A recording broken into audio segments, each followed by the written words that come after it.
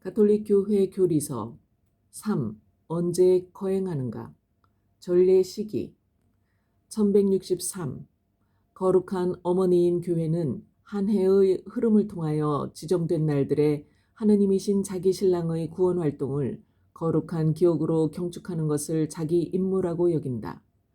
주간마다 주일이라고 불린 날에 주님의 부활을 기념하고 또 1년에 한 번 주님의 복된 순환과 함께 이 부활 축제를 가장 장엄하게 지낸다. 한 해를 주기로 하여 강생과 성탄에서부터 승천, 성령 강림날까지 또 복된 희망을 품고 주님의 오심을 기다리는 대림까지 그리스도의 신비 전체를 펼친다. 이렇게 속량의 신비들을 기억하며 자기 주님의 풍요로운 힘과 공로가 모든 시기에 어떻게든 현존하도록 그 보고를 신자들에게 열어 신자들이 거기에 다가가 구원의 은총으로 충만해지도록 한다. 1164. 하느님 백성은 모세의 율법 시대부터 파스카를 기점으로 해서 정해진 날에 지내는 축일들을 가지고 있었다. 이는 구세주 하느님의 놀라운 업적을 기념하고 그분께 감사드리며 그 기억을 영구히 간직하고 새로운 세대들이 여기에 맞추어 행동하도록 가르치기 위함이었다.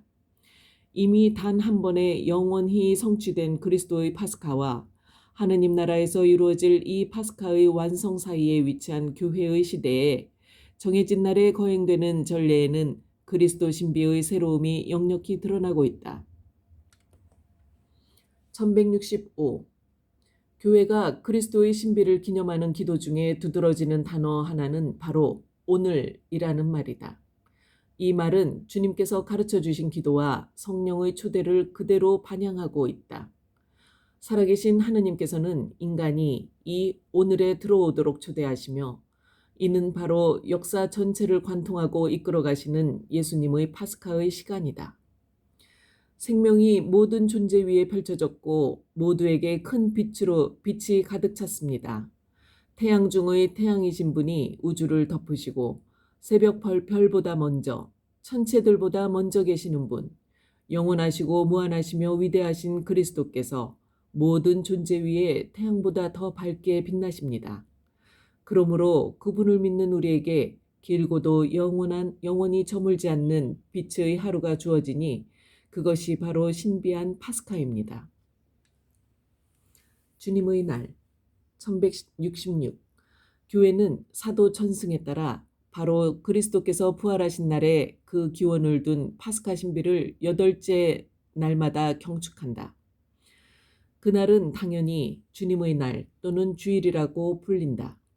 그리스도께서 부활하신 날은 창조의 첫째 날을 기념하는 주간 첫날이며 동시에 그리스도께서 당신의 대안식일의 휴식 다음에 주님께서 만드신 날, 저물지 않을 날을 시작하시는 8째 날이기도 하다. 주님께서 당신 잔치에 초대하신 모든 신자들의 공동체가 부활하신 주님을 여기에서 만나게 되므로 주님의 만찬이 이 날의 중심이다. 주님의 날, 주님께서 부활하신 날, 그리스도인들의 날이 바로 우리의 날입니다. 이 때문에 이 날을 주일이라고 부르는 것입니다. 이 날 주님께서 승리하셔서 성부께 오르셨기 때문입니다. 이방인들은 이 날을 태양의 날이라고 부르는데 우리도 기꺼이 이 날을 태양의 날이라고 고백합니다. 오늘 세상의 빛이 떠올랐고 오늘 우리를 치유하는 빛을 비추는 정의의 태양이 나타났기 때문입니다. 1167. 주일은 전례 모임을 위해 가장 좋은 날이다. 이날 신자들은 함께 모여 하느님의 말씀을 듣고 성찬례에 참여하고 주님이신 예수님의 순환과 부활과 영광을 기념하며 우리를 새로 태어나게 하시어 죽은 이들 가운데서 다시 살아나신 예수 그리스도의 부활로 우리에게 생생한 희망을 주신 하느님께 감사를 드려야 한다. 그리스도님, 당신의 거룩하고 영광스러운 부활주일에 이루어진 놀라운 일들을 묵상할 때 우리는 이렇게 말합니다. 복되다 주일이여. 이날 만물의 창조가 시작되었으며 세상이 구원되고 인류가 새롭게 되기 시작한 날이기 때문이로다. 이날 하늘과 땅이 기뻐하였으며 온 우주에 빛이 가득 찼도다. 복되다 주일이여. 이날 낙원의 문이 열려 아담과 추방된 모든 사람들이 두려움 없이 그리로 들어가게 되었도다. 전례 주년 1168 빛의 근원인 파스카 성삼일에서 시작하여 부활의 새로운 시기는 전례 주년 전체를 찬란히 비춘다. 이 근원을 중심으로 한 부분에서 다른 부분으로 점차 옮겨감으로써 한 해는 전례를 통하여 새로운 의미를 갖게 된다. 전례 주년은 참으로 주님의 은혜로운 해이다. 구원 경륜은 시간의 틀 안에서 펼쳐지고 있다. 그러나 그 구원 경륜이 예수님의 파스카와 성령의 파견으로 완성된 뒤에 역사의 종말이 미리 맛봄으로 실현되었고 하느님 나라가 우리 시간 안으로 들어왔다. 1169 그렇기 때문에 부활절은 단순히 여러 축일들 중의 하나가 아니라 마치 성체 성사가 성사 중의 성사인 것처럼 축일 중의 축일, 대축일 중의 대축일이다. 아타나시오 성인은 동방교회가 성주간을 대주간이라고 부르듯이 이날을 대주일이라고 부른다. 그리스도께서 죽음을 쳐 이기신 부활의 신비는 모든 것이 그분께 굴복할 때까지 그 힘찬 능력으로 우리의 낡은 시대를 새롭게 한다. 1170 니케아 공의회에서 모든 교회들은 춘분 후 만월 뒤에 오는 주일에 그리스도교의 부활절을 지내기로 합의했다. 니산월 14일을 계산하는 방법이 다르기 때문에 동방교회와 서방교회의 부활절 날짜는 항상 같지는 않다. 그래서 서방교회와 동방교회는 다시 주님의 부활절을 같은 날에 지내기 위해 합의점을 찾고 있는 중이다. 1171 전례 주년은 파스카라는 단 하나의 신비가 지닌 다양한 측면이 전개되는 것이다. 특히 우리 구원의 시작을 기념하고 우리에게 파스카 신비의 첫 열매를 전해주는 강생의 신비가 중심이 되는 축일들의 주기도 그러하다. 전례 주년의 성인 축일 1172 그리스도 신비의 이 연례 주기를 지내는 동안 거룩한 교회는 당신 아드님의 구원 활동과 뗄 수 없는 유대로 결합되어 있는 천주의 성모 복되신 마리아를 특별한 사랑으로 공경한다. 그분 안에서 교회는 구원의 뛰어난 열매를 경탄하고 찬양하며 이를테면 그 지순한 표상 안에서 자신이 온전히 그렇게 되기를 바라고 열망하는 모습을 기쁨으로 바라본다. 1173 교회가 전례 주년 안에서 순교자들과 다른 성인들을 기념할 때 교회는 그리스도와 함께 고통을 받고 함께 영광을 받은 성인들 안에서 파스카 신비를 선포하며 모든 사람을 그리스도를 통하여 하느님 아버지께 인도하는 그들의 모범을 신자들에게 보여주고 그들의 공로로 하느님의 은혜를 간청하여 받는다. 시간전례 성무일도 1174 우리가 성찬례에서 특히 주일 집회에서 거행하는 그리스도의 신비인 강생과 파스카의 신비는 시간전례 곧 성무일도의 거행을 통하여 매일의 시간에 스며들어 그 시간을 변화시킨다. 끊임없이 기도하십시오 라고 하는 사도의 권고에 따라 충실하게 거행하는 이 성무일도는 낮과 밤의 모든 흐름이 하느님 찬미를 통하여 성화되도록 이루어져 있다. 이것은 교회의 공적 기도인데 이로써 신자들은 세례받은 사람들의 왕다운 사제직을 수행한다. 교회가 공인한 형식으로 거행하는 시간전례는 참으로 자기 신랑에게 이야기하는 신부의 목소리이며 또한 당신 몸과 함께 하느님 아버지께 바치는 그리스도의 기도이다. 1175 시간전례는 하느님 백성 전체의 기도가 되어야만 한다. 이 전례에서 그리스도께서는 친히 저 사제의 임무를 바로 당신 교회를 통하여 수행하신다. 모든 신자는 교회 안에서 저마다 자신의 고유한 위치와 생활의 처지에 따라 여기에 참여한다. 사제들은 사목직을 수행하는 사람으로서 기도와 말씀의 봉사에 충실하라는 요청을 받고 있기 때문에 남녀 수도자들은 자기 봉헌 생활의 은사에 따라 성모일도를 바치며 모든 신자들도 가능한 한 성모일도를 바쳐야 한다. 영혼의 목자들은 주일과 대축일에 주요 시간경, 특히 저녁 기도를 성당에서 합동으로 바치도록 배려하여야 한다. 또한 평신도들도 사제들과 함께 또는 자기들끼리 모여서 아니면 각기 혼자서 성모일도를 바치도록 권장한다. 1176. 시간 전례의 거행은 목소리와 기도하는 마음의 조화를 요구할 뿐만 아니라 전례와 성경, 특히 시편에 대한 풍부한 지식을 갖출 것을 요구한다. 1177. 여러 시간경의 찬미가는 시편 기도를 교회의 절기에 맞추어 하루 중의 시간이나 전례식이나 기념하는 축일의 상징적 의미를 표현한다. 그뿐 아니라 시간경마다 읽는 하느님의 말씀과 어떤 시간경에서 읽는 교부들과 영성가들의 글을 기념하는 신비의 의미를 더욱 깊이 일깨우고 시편들에 대한 이해를 도와주며 침묵 기도를 준비시켜 준다. 하느님의 말씀을 읽고 묵상하여 기도가 되게 하는 거룩한 독서는 이렇게 해서 전례 거행 안에 그 바탕을 두고 있다. 1178. 성찬례 거행의 연장인 시간 전례는 하느님 백성의 여러 가지 신심 행위들, 특히 성체 조배와 공경을 배제하지 않으며 그러한 보완적인 신심 행위를 장려한다. 4. 어디에서 거행하는가? 1179. 영과 진리 안에서 드리는 신약의 예배는 어느 한 특정 장소에만 매이지 않는다. 온 땅은 거룩하며 사람의 자녀들에게 맡겨졌다. 신자들이 한 장소에 모일 때 가장 중요한 것은 그들이 영적 집으로 세워지도록 모인 살아있는 돌이 되는 것이다. 부활하신 그리스도의 몸은 생수가 솟아나오는 영적인 성전이다. 성령으로 그리스도와 한 몸이 된 우리는 살아계신 하나님의 성전이다. 1180.